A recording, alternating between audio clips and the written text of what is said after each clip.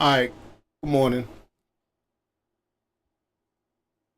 I want y'all to bear with me. I'm working on some new techniques to get this audio right so you don't hear my fans and whatnot in the background. So just bear with me. But I'll speak up because I know I need to. What I want to talk about, and I want to try to do this judiciously. Matter of fact, you guys are gonna have to just deal with the fan because I don't like this noise gate. Hold on.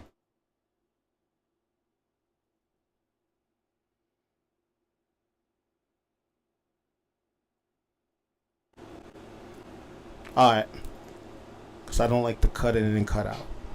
I like it authentic. I'm all about authenticity. But just to get right to it, right now we have the Democratic Party and the Republican Party going at it. Just for argument's sake, I want to make sure we're clear. The Republicans are in control of the White House right now. They just gained control of the White House on January 20th, 2025. Now, prior to that, Joe Biden was the president, and the Democrats controlled the White House and one branch of government. Not sure if it's the Senate or the House. But long story short, the Democratic Party literally made every excuse up on the books in order to have America flooded with illegal migrants. Um, when I say illegal, I'm saying that because they're trying to use the term migrants as if what they did was legal. Um, if somebody drives across state lines and hires somebody for sex, that's illegal.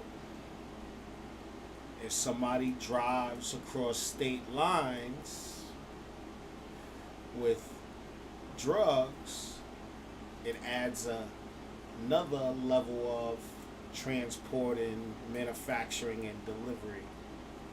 Um, Without going into full detail about the drug trade and all that stuff is illegal. Going to any country, you need to have a visa, or else you're illegal. And there's not one country on the globe that has what we call amnesty or birthright citizenship, meaning you break in and have a baby and poof, that child becomes a citizen. But I'm not going to go real hard on that. What I want to talk about is the disparities and the hypocrisies that being displayed up and down all around from the Democratic Party, which is why a lot of people are leaving the Democratic Party. So let me just give you one. And in order to receive benefits back in the 80s or 70s, men or fathers couldn't be in the house. I repeat, in order for our women who became pregnant to receive benefits, SNAP, medical, so forth and so on. If you're watching BDMF, they're actually talking about that right now. How what we call Raw Dog Charles, he hurt his hand and he can't provide, so Lucille wants to kick him out of the house because that's the only way she can get benefits. Um, so let me make it short and sweet. I thought I was gonna make it a long video, but I don't want it to make a long video. I just really wanted to hit the hardcore hypocrisies and how hypocritical the Democrats is. Now there was a huge war on drugs.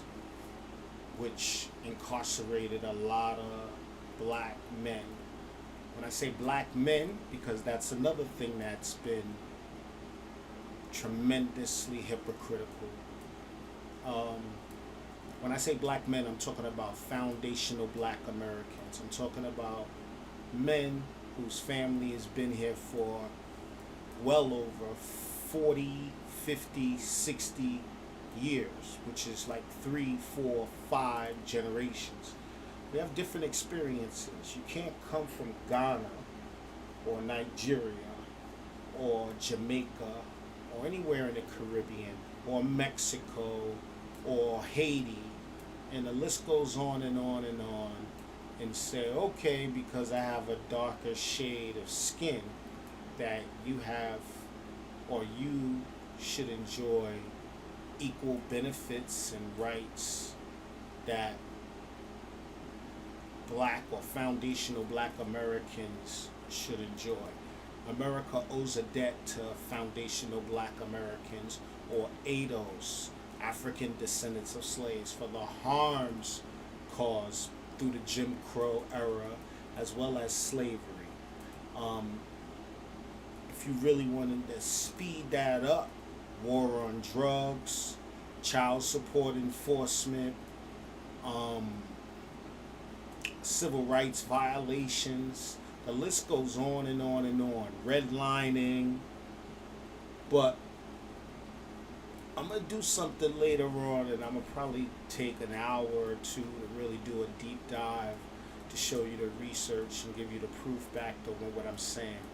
But right now, it's real ironic that they are speaking on giving funding to families who one part of their family is being incarcerated for illegally breaking into the country. You see how many lawyers are filing suit all up and down blue states for the protections and the rights of non-citizens. They are protesting and going out and resisting federal law, which basically, again, I asked before and I ask again, is federal law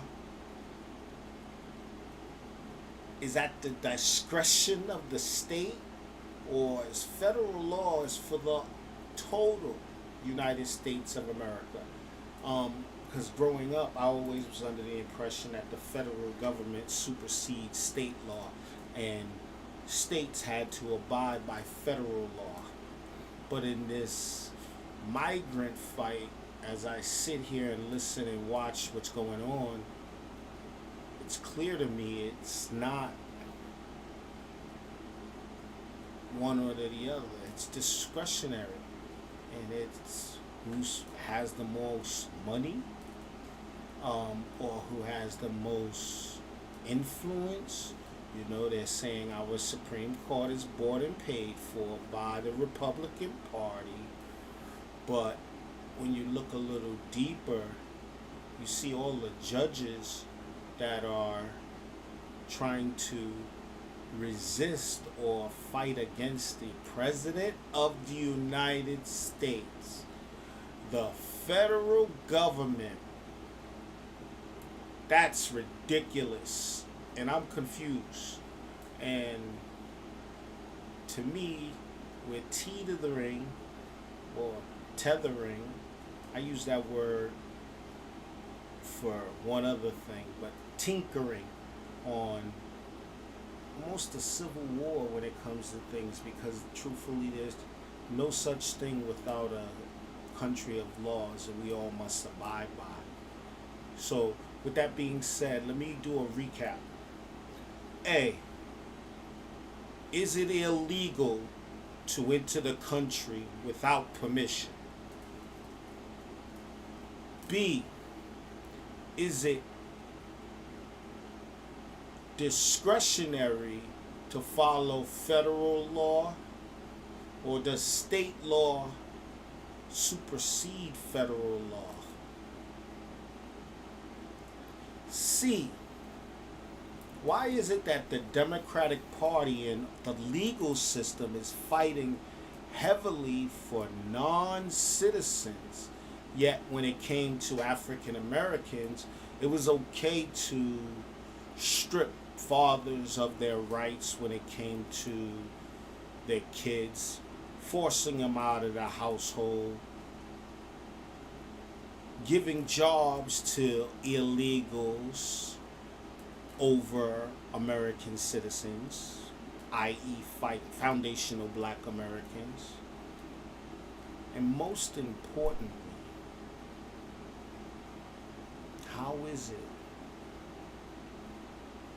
that we as a people aren't aware as we're just puppets in this game of the people who are fighting to maintain their control over the people, whether it's Democratic or the Democrats or the Republicans. Please make a statement in the comments. I really want to know your opinions.